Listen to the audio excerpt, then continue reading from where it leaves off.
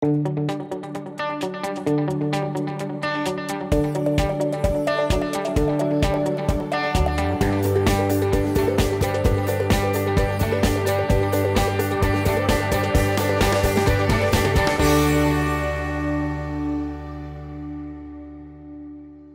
originally from Washington, D.C., went to school at UCLA, was going to study abroad in Singapore for my junior year, and I had all this junk I needed to store, and West LA storage was extremely expensive, and my dad told me, I'm not paying $1,000 to store your junk that's worth $100.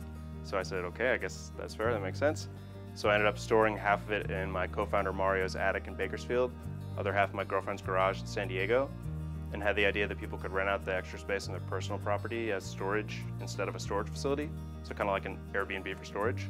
I went to Singapore, I took some entrepreneurship classes, kind of learned about the whole startup world, and a couple classes in kind of said, this is definitely what I want to do. So came back home, wrote up a business plan with Mario, raised some money from our family and friends, launched the site at the end of the summer of '08, beginning of our fall year, senior year 2009, and we launched it. And of course, as you probably remember, that was as all the financial markets were tanking and the recession was hitting hard, and just the whole world was falling apart, it seemed like. Great time to start a business. So the news stations actually really liked the angle of ride out the recession by renting out your unused space. So we got on TV in LA, San Francisco, got syndicated, and what ended up happening was a lot of mom and pop storage companies saw us on TV and started signing up for the site, even though the site was specifically not for them. I mean, all the marketing copy was, we are the replacement for self-storage, right? And they were still signing up, so we said, okay, why are they doing that?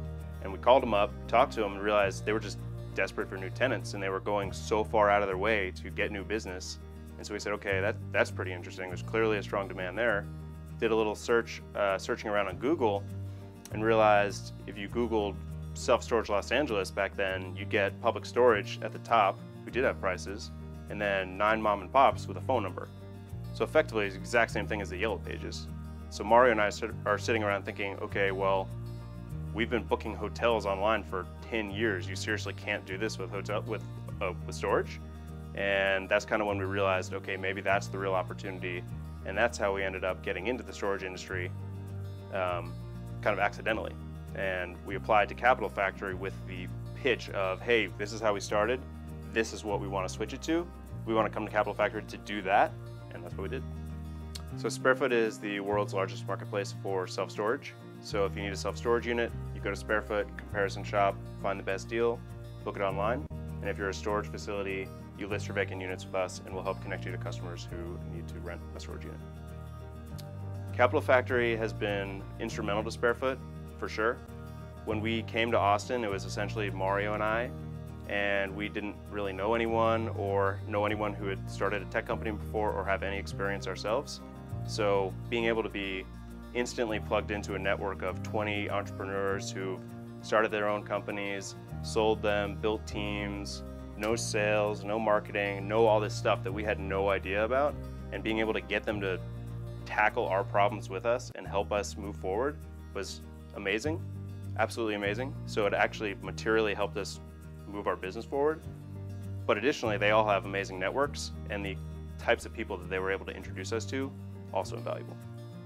I think there's a lot of different kind of companies that would benefit from Capital Factory, but one kind in particular, which we definitely fit the bill of, is first-time entrepreneurs who are getting out there. They know they want to get their company off the ground. They have a really big vision of what they want it to be, and they want it to be huge and successful, but they don't have the network, they don't have the experience, and they don't know the right people who can help them kind of connect the dots. That's what Capital Factory provides, for sure.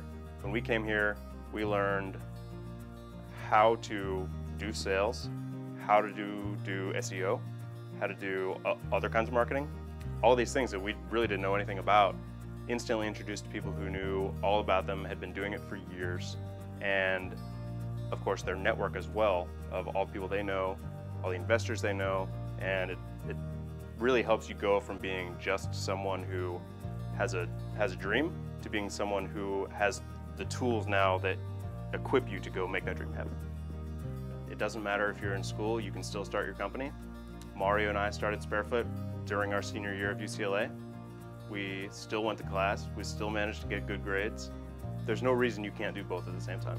And frankly, showing that you can do both at the same time makes your company and your story more appealing to those who you're trying to get to help you in the future.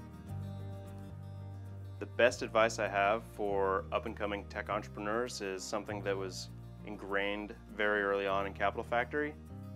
Fail fast, fail quickly. You have to understand that everything you try is not going to work, and you need to just keep trying stuff until you find what does.